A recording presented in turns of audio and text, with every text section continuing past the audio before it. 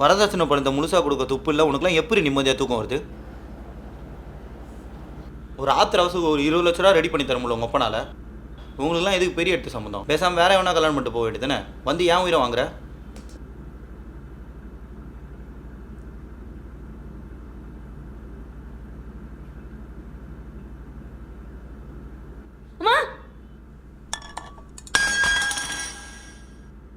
திடீர்னு அந்த சித்திரவதெல்லாம் ஞாபகம் வந்துருச்சு. கல்யாணம் ஆன பொண்ணு இப்படி வீட்டோட வந்து இருந்துக்கிட்டா எப்படிமா? தேவையில்லாத கனவு தான் வரும். உனக்கும் நிம்மதி இல்லை, எனக்கும் நிம்மதி இல்லை. என்ன மாப்பிள்ளைகிட்ட பேசி விட்டுட்டு வர்றேன், கொஞ்சம் அனுசரிச்சு போ, அதனால ஒன்றும் தப்பு இல்லை. உங்களுக்கு கொஞ்சமாச்சும் மனசாட்சி இருக்காப்பா? அக்காவுக்கு என்ன நடந்துச்சுன்னு உங்களுக்கு தெரியும்ல. இப்போவும் அனுசரிச்சு போ, அடங்கி போன்னு பேசிட்டு இருக்கீங்க.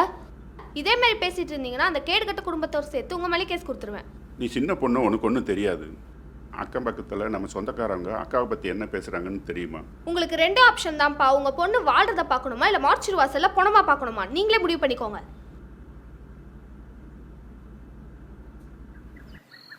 அக்கா, நீ டிசைனிங்கில் எவ்வளோ பேஷனேட்டாக இருப்ப, நீயே திரும்ப உன் கரியரில் ஃபோக்கஸ் பண்ணக்கூடாது?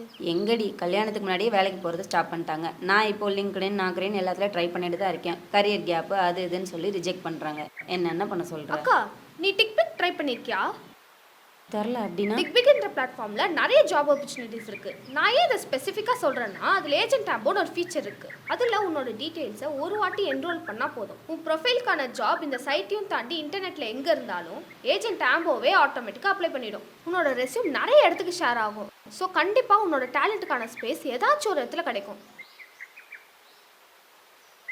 பாதிக்கப்பட்ட பொண்ணையே குற்றவாளியாக பார்க்குற இந்த சமுதாயம், அப்புறம் என்னோட ட்ராமா, இந்த சிறையிலேருந்துலாம் வெளியில் வர என் கெரியர் எனக்கு துணையாக இருந்துச்சு.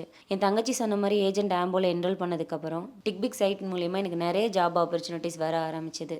அது எனக்கு ஒரு பெரிய மாற்றத்தையே கொடுத்துச்சு.